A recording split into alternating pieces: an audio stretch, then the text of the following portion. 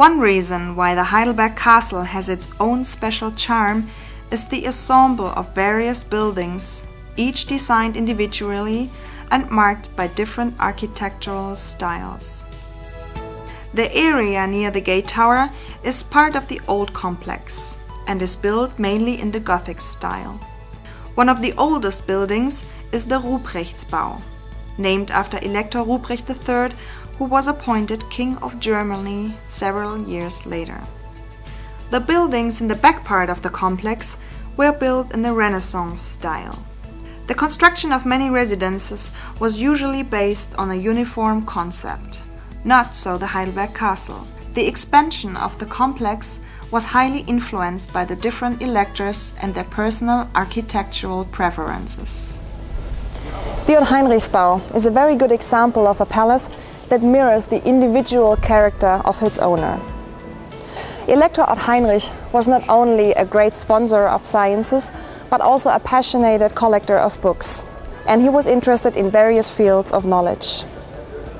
So he was also the one who combined the stocks of the university library, the library in the Church of the Holy Spirit, and the castle library, and so became the original founder of the Bibliotheca Palatina.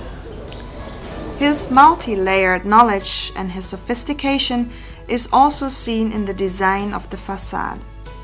This front represents a princely government by showing the elements of his targeted program. The figures on the ground floor represent mythical heroes and Roman emperors as a symbol of military and political power.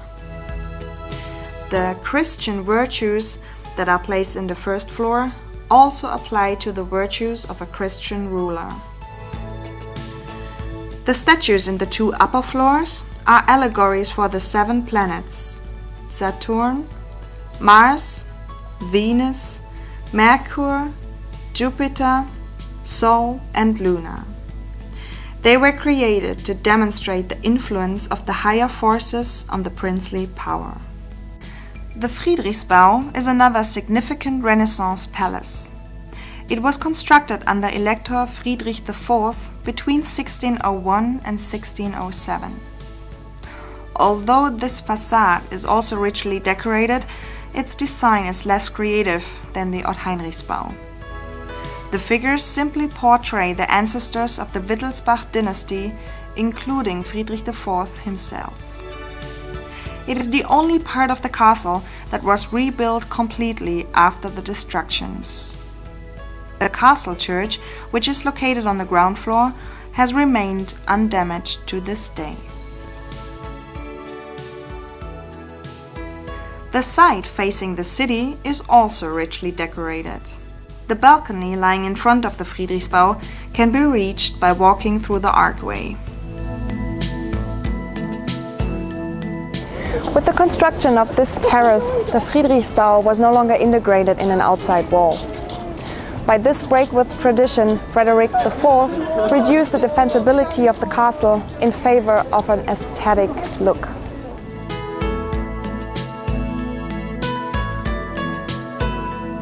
Besides the gorgeous view you can enjoy here on the terrace, you should also look at the floor.